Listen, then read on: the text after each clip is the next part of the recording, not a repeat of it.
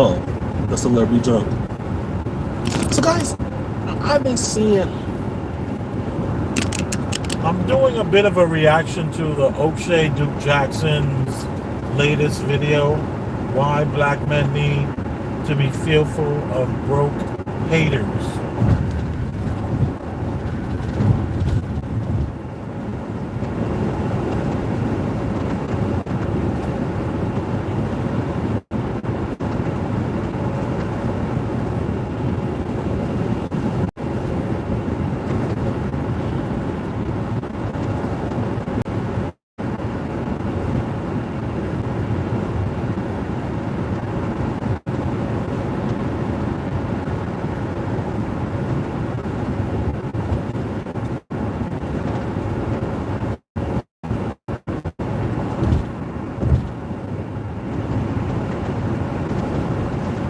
Salute to you as well.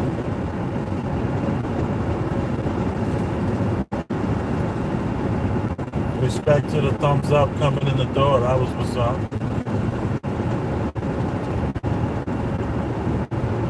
So I'm listening to O'Shea Duke Jackson, and it just triggered a lot of thoughts. And I'm going to play it real quick. A lot of rappers exiting their own personal lives a lot lately, but I've really been seeing it from this kind of drill rap community. And you know, I don't really do the drill rap. I'm a West Coast guy. I'm an E40 kind of guy, Too Short kind of guy, Snoop Dogg, Cali is active, you know, Dog Pound and Corrupt kind of guy, SIBO. All right. So I don't really get down with this kind of new stuff of, you know, the drill rap, but I do see it's really impacting the youth so much so. I mean, you got LA dudes trying to be like Chicago dudes now, Philadelphia dudes drill rapping, dudes in Brooklyn drill rapping, London. I mean, it's crazy. We all know what the content of these lyrics. It's even worse than, you know, gangster rap in the 90s, because these people dissing dead homies and you know, making fun of people. It's ridiculous. It's like the satanic version of death rap. So when you put that kind of energy out there on records, I'm not saying it's karma at all, but for most of the guys that talk like this, they actually have experiences or have lived it. And so what happens is the people that listen to this and hear these things, these people are sick and twisted on the streets. Okay? And for this young man who I did not know about, Money Gang Vontae, this is ridiculous what happened to him. This was a young brother that was from Chicago. For what I understand, he moved to California, Los Angeles to be exact. And he was in the Bronx chilling, I don't know why. And, you know, again, I don't know what it is about people posting their locations, right? Where they are at, especially if you're a guy and you're a rapper, you got money, you got chains. And I don't know what happened, if he had a beef ongoing with somebody, but basically he was, you know, having a huge chain on his neck. And the last post he put here, it says, I got used to counting so much money, I got paper cuts. So with this particular chain on his neck, he was actually in the Bronx Emergency Pharmacy. Okay, I've seen the actual video, guys, on Black Sports Online. I saw the video too. They, 4 dudes, had beat him almost defenseless. He's already messed up. It's bad they jumped him, but I'm assuming that all they need to do was take the chain. Take the chain, be out. One of the guys decided to open fire, shot him 4 times. I mean, this guy is completely defenseless, man. Like, how defenseless this dude was, your grandma could have went and took your stuff. There was even no need to do what they was doing. They deleted this boy. Like, I mean, he might as well have been a trapped animal or something. And it almost brought tears to my eyes, because this is somebody's son. And he had a son himself. This is somebody's son. He got shot for what? A fucking chain? A chain? Is that what we're doing? A chain? And I want to be honest about this, guys. I want to talk about this as black men who are trying to work and have something. You want to have a nice Lamborghini? Nice Range Rover? You want to show off some of the nice things you got? Folks know it's you? You think that they can be me or you? You think that this applies to rappers? Is that what you think? This is the reason why DDG, the popular YouTuber and rapper, that's why he's carrying a gun. All because what? People hate you. He got a chain? Ain't nobody thinking about. You know, this guy worked to have that chain. Like I said, I don't know any of the personal beefs that he might have had with that particular clip or click out there. You know what I'm saying? But nah, we gonna just take your shit and your life. We don't care. And I'm telling you like this, these young black men, nobody cared about them. That's why they can do what they do. You see? These guys don't even care that it's on video. Facts. That you know they gonna catch you, bro. You going to lie. You going to jail forever.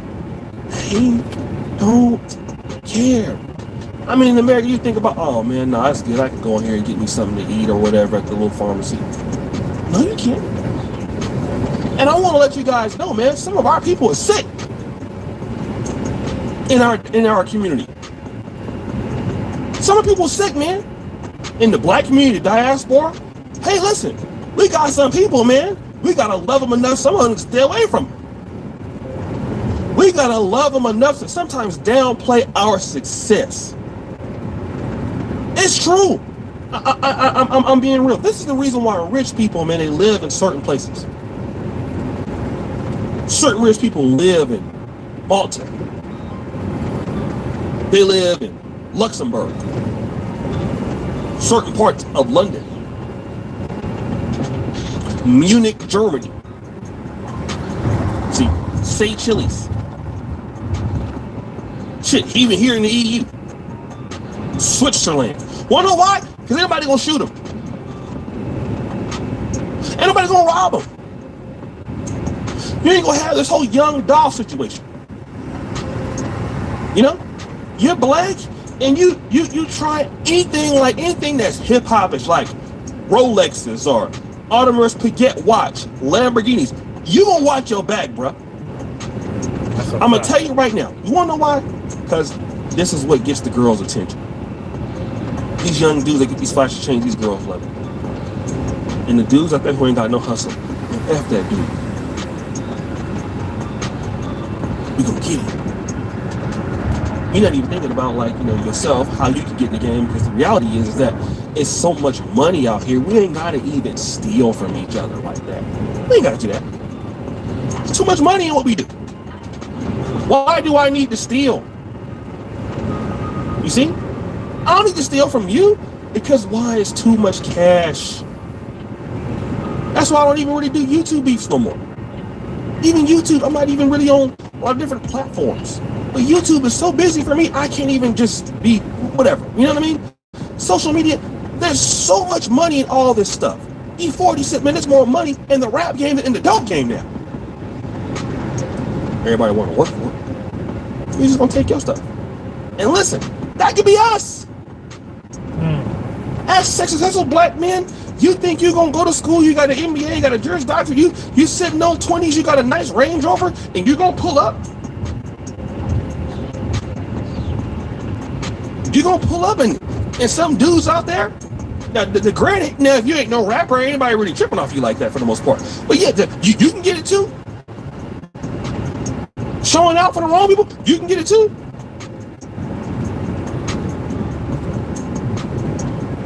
You can get it too. These guys. You know, I listened to this. This is the second time. But the first time I listened to it, it just triggered this idea about how possibly we have a choice when we get here. of the life that we want to live. And that this is some sort of, it's an experience. I talk about how life has all these checkpoints, like in a video game. And you got to make it to the next checkpoint, right? And a lot of that is about finding your true self. And you chose the life that's going to kind of push you in that direction. But being that it's a choice, let's say, when I say a choice, I'm talking about our energy, our life force, our true selves, not this thing not the meat suit that we put on, that we're wearing, not this body that we're wearing. I'm talking about those 300 grams that leave your body. I'm talking about your soul. When you die, if you take a person, you weigh them, and when they die, you got them on a scale, their body loses a certain amount of grams. And that which leaves the body, I would argue, is the soul, or your life force, or your true self. And I'm listening to O'Shea Duke Jackson. He's like, they're doing it on camera. They know they're going to go to jail. They know everybody's going to know them, but yet they still doing it. Why? I've puzzled over this myself. Like, anyone that knows me knows I used to be in the bar business from 21 to 37 years old. And while in the bar business, I was part of that whole camera system thing. And I was there when, in 1997, the cameras were like the bank cameras. And then they started to evolve and get better and better and better. So I had very high-end cameras. I didn't have any microphones connected to the cameras the way Ringtone and a lot of other places are doing it nowadays. But, 10 years ago, I still had very high-end, high-tech, high-end stuff. And let me just say this. I would always be puzzled about the things that were done in this bar. And everyone knew they were on camera. I used to have a camera when you walked in to show you what part of the bar you're in will be on video. And I had something like 8 cameras running 24 hours a day. I had like a whole terabyte. And I would spend hours. That's how I used to find all my bartenders that were stealing. I learned a lot about human beings when it comes to cash and the nature of the human being with cash in their hands. And you could take a good person and that, a really good person, amazing person, and they will take because it's irresistible. And hey, Rob Lowe, what's up, buddy? And cash is a real big problem when you're running a business. Like me in the bar business, the pizzeria business, and now the dispensary. When you're dealing with cash, you have to be very careful. I prefer digital payments at the moment. But let me just say this. O'Shea is talking about how these people would do this on camera. And I used to be so puzzled because there was this incident that happened where my DJ got beat up. And he got jumped by like 5 people. And it was the mob mentality. He had a problem with one guy, and these other guys saw that their friend had beef with this guy, the DJ, so they all just started beating on the DJ. And it was kind of weird because when my security was like controlling some situation, out of nowhere, some rogue customer came to the defense of the original person that had a problem. So now the DJ wound up fighting 4 or 5 people. So that night I went into my office and I printed out act where their arm was flying in the air. I got still shots of this, printed out 8 by 11s, and I posted it all inside the bar. As far as the entranceway, there was like a bulletin board, and I posted it up, and I told my security, I was like, these people cannot come into this bar. And let me tell you, I doubled down. I didn't care what they had to say, what they had to do. You guys jumped my DJ for no reason, because he had a problem with one person. Y'all all came to the aid of this one man. I never understood that. That's my peoples. That's my peoples. And you fighting for your peoples? Like, are you kidding me? Have a drink. Shut the hell up. And if there's a fight goes on, try to stop it. Don't try to jump in it. And everyone knew I had the state-of-the-art cameras. Everyone knew that if you acted up, I was going to put your picture on the wall. And they still did it.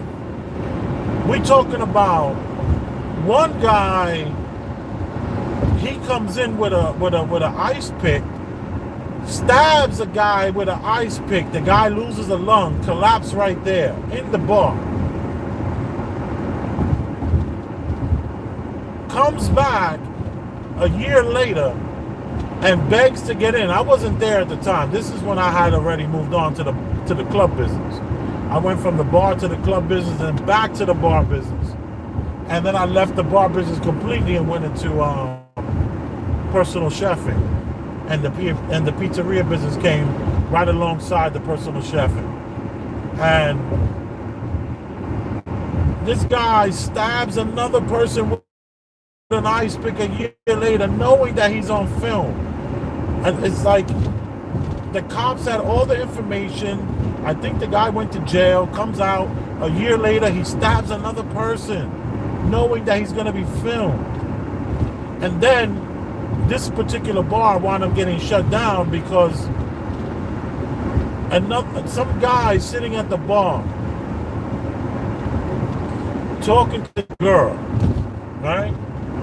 And some guy comes in with 2 of his friends, and the girl tells the guy that she's having a drink with at the bar. She says, yeah, you see that dude right there? He goes, yeah. She's like, yeah, my girl such and such is messing with him. And he was like, what? And she was like, yeah, my homegirl such and such is messing with that guy right there. And he goes, nah, that's my man's girl. My man is seeing that girl. He ain't seeing her. She ain't messing with him. My man, that's my people's wife. And she was like, yo, I'm telling you, man, they've been messing around for a minute now. The guy leaves the bar, comes back 5 minutes later. Security, he gets right back past security because security just saw him leave out. He starts standing where the security searches you and starts dancing. Like, security don't want to deal with somebody dancing who just walked out the door. So the security goes, go ahead, and waves him in, lets him in. Didn't search the guy. Yo, this dude went into the bar and shot the dude in the head. Blew his head off in the bar. Then jumps on top of the dude and starts pistol whipping him. And then runs out of the bar. He gets caught 6 months later because he went to go pay for a ticket. He got arrested for something. Oh no, he got a traffic. He was in a cops pulled him over. He wound up making his bond. He goes back to the court to settle to get a court date. And they're like, yo, New York police was right there waiting for him. And he's doing 50 years for this. And I always was puzzled. How do you take a gun, blow somebody's brains away for your friend who's dating a damn woman who's obviously seeing more than one man? You take this person's life? Are you freaking kidding me? and you do it on camera. So this is not new. This is not new. This person knew the cameras were up. He knew that the people that were there were barred for different incidents that happened. But yet and still, he still killed this person. Jeopardized his whole entire life. And my only argument is that if this is a choice, if we've chosen to live or come down to this reality, to have this experience, like just look at this, look at life and this earth and this world as going into great adventure. And you are some sort of soul on the line to the great adventure. And you know how some of those lines for one ride is like, 6 hours. The other ride is 2 hours.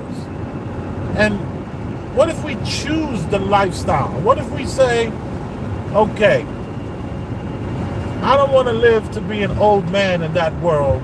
I only want to live to be 20. And then I'll come back and get on the ride again. What if there's a whole group of souls that look for wars, look for death and destruction at early ages, that the camera doesn't really mean anything, and you think this is just some idiot, but what we're not aware of, what if this person chose this life? What if the life that we're given is something that we chose? And I would argue that, the powers that be are aware of this choice, and they're doing everything to stop us from constantly keep coming back. And they take away that soul energy, and they take away from our objective is to level, like to the next checkpoint and finding true self. But what if there's a group of entities, a group of souls that just like coming back every 20 years? They don't want to do the 60 to 80 years. They don't want to do the 100 years. They want to do 20 years. They want to be in wars.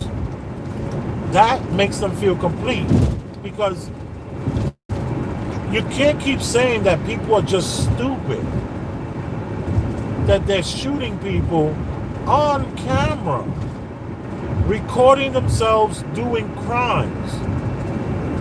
I would argue that same soul was here during the crack era, and was here during the Vietnam War, was here during the Korean War, World War II. Like, wars were able to this desire that people have to want to take life. Said, the guy just killed this person inside of a store. It's a pharmacy. You know there's cameras. You know the cameras work. You beat the guy up for his chain, and this guy shoots the guy. Matter of fact, he shoots the guy while the guy was on his back and someone was on top of him. It was absolutely crazy. So you shoot the guy, and then once the gun went off, everybody jumps up. They start running. All the people that were jumping him, now they're all involved in a murder one, because it started off with you trying to steal from this person, rob this person. And what happened? Someone gets murdered. So now we got 4 guys entering the prison system, helping out with that situation that the world wants. But what if those young people, these young, dumb, ignorant people, are just following a script, one in which they chose the script? They never wanted to be young. They never wanted to be old, is my argument. They wanted to be young and stupid and ruthless and killing machines, so that when they go, they get to do it again. They're not going to go to Sweden or Switzerland. They're not going to Calabasas, Switzerland. They're not going to the places where the crime and the mentality is different. Maybe that's for a different choice. There's levels to everything here. If you chose to come back in 21 years, there's a good chance you're going to wake up born in the ghetto. I don't know. Something to think about. if this is a choice, who would choose? Like, who the heck would want? If let's say you were a soul and you knew you're gonna just come right back, you can never die. Who wouldn't want to be the cowboy, so to speak, of its time? The outlaw, so to speak, of its time.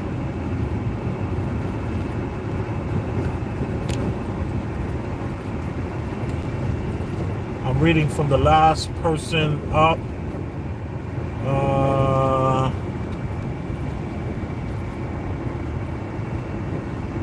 The perks got these kids messed up. You see, that's easy to blame. You can blame, the perks, but people been on opioids. Is that opioids where you're all doped up? People have been doing that a long time. And that don't lead you to run around killing and shooting people for no reason. The perks got these kids all messed up.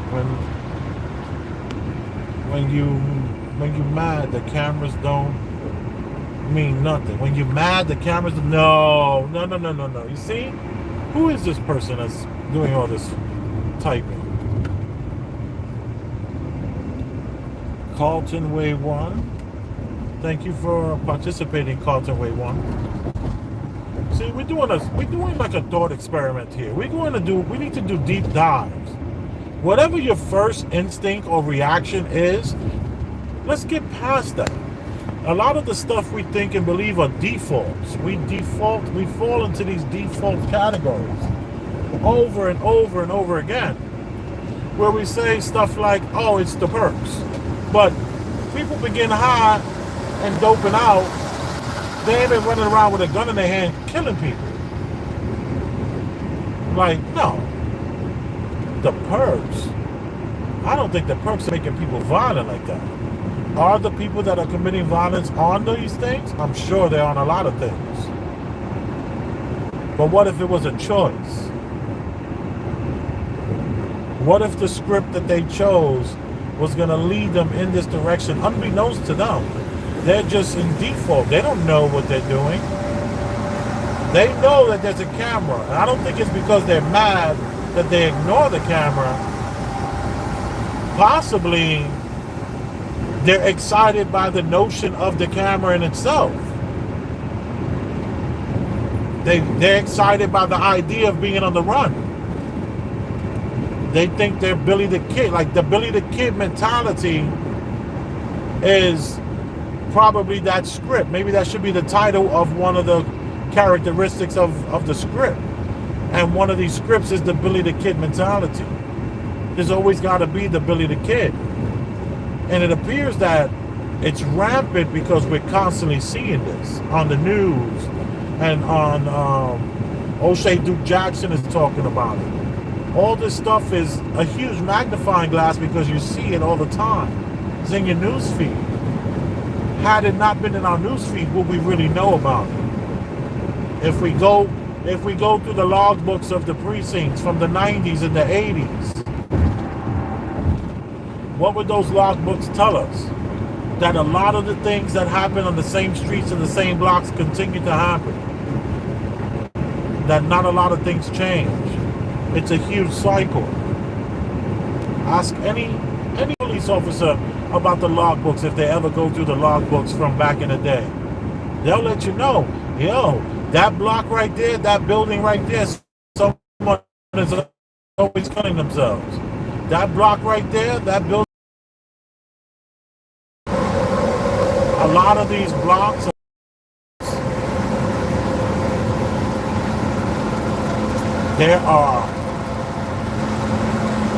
there's nothing you don't want to live in these streets, because if you're living from a script that you chose, you're probably not going to last long.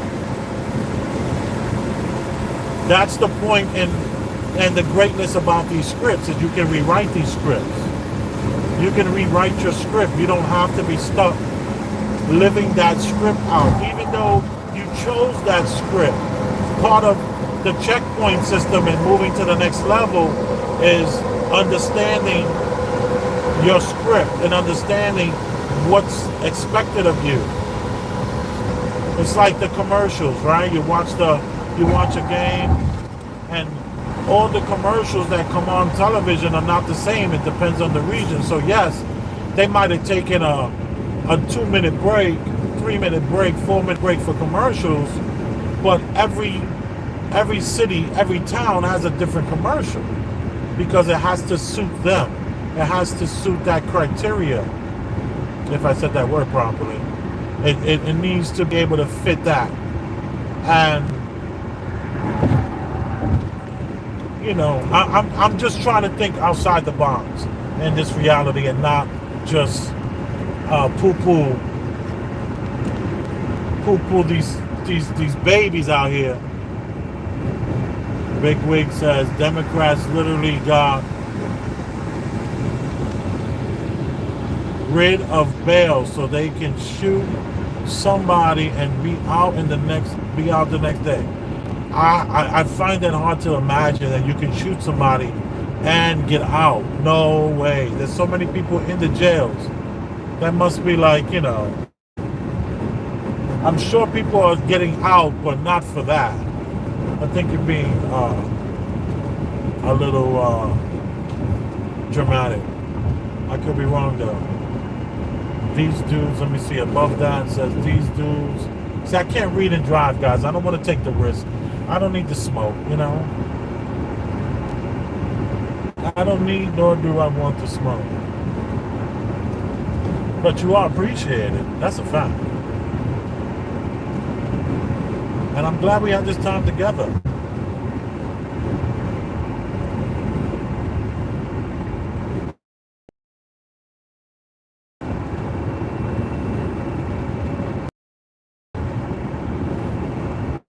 This stuff, so forgive me.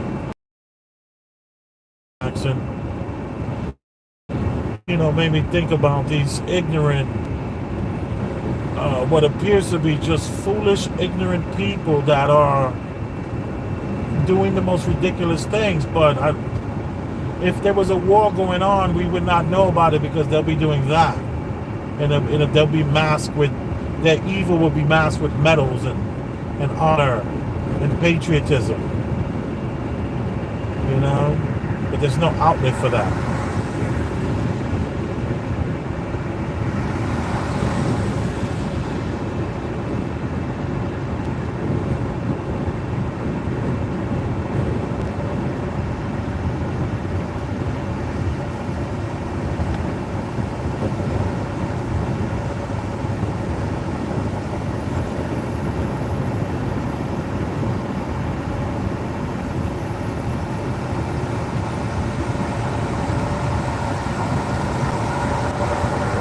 I love you.